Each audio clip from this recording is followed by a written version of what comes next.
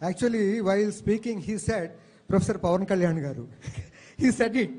In fact, let me tell you, he said it, sir.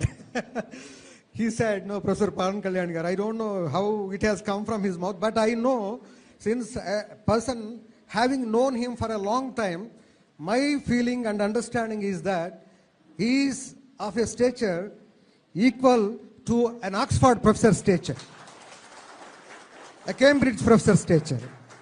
He doesn't like all these things, I know, but whenever we interact with him, we learn so much. I consider him as one of the top professors among the top brass of this Indian professorial community. I'm not just boasting, this is a fact. This is a fact, believe my words. He is a bookworm.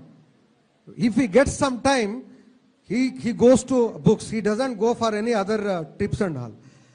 ఎందుకంటే నాకు తెలుసు పర్సనల్గా, ఒక మిత్రులుగా అన్ని సంవత్సరాల నుంచి నాకు తెలుసు. ఆయన చెప్తుంటే ఒకసారి భయం వేస్తుంటుంది. ఆ బుక్స్ మనం చదివి ఉండం, ఆయన ఆ బుక్స్ చెప్తారు, వింటుంటాం. ఇంక ఎందుకంటే భయం, మనం ఆ బుక్స్ చూసి వినుండం.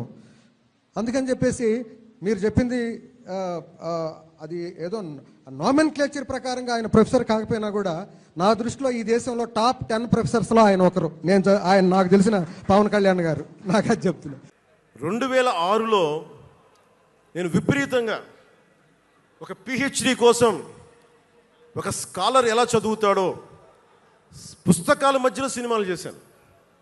అందుకే నా సినిమాలు మీకు నచ్చుండకపోవచ్చు ఆ రోజున.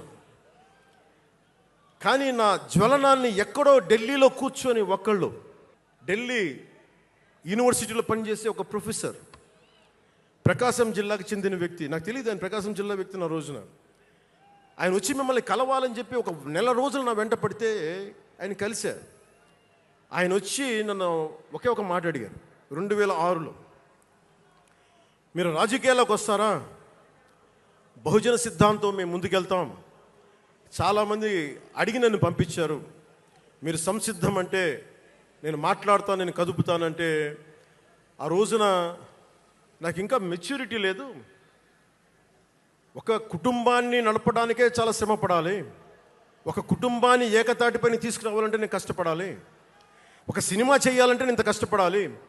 ఇన్ని కోట్ల మందికి సంబంధించిన జీవితాన్ని ఒక భావంతో కట్టిపడేయాలంటే నాకు ఇంకా అంత మెచ్యూరిటీ లేదు. మెచ్యూరిటీ వచ్చిన రోజున మీకు తెలియజేస్తానని చెప్పాను. ఆ వ్యక్తి అప్పటి నుంచి ఇప్పటిదాకా అరుదుగా అప్పుడప్పుడు కలుస్తూ ఉంటాను.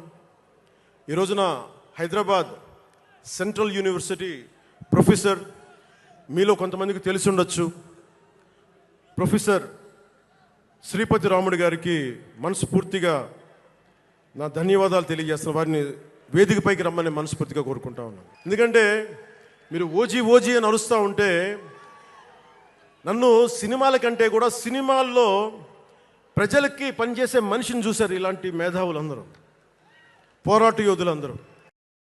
ప్రొఫెసర్ గారు మన జనసేన పార్టీ కాదు, ఆయన ప్రొఫెసరే. బహుజన సిద్ధాంతాల కోసం, అంబేద్కర్ ఆశయాల కోసం, అణగారిన వర్గాల కోసం నిలబడ్డ వ్యక్తి. ఆయన చాలామంది విద్యార్థుల్ని పిహెచ్డీలకి సిద్ధం చేసే వ్యక్తి. మన దగ్గరున్న బేతపూడి విజయ్ కుమార్ గారు కూడా ఆయన శిష్యుడే.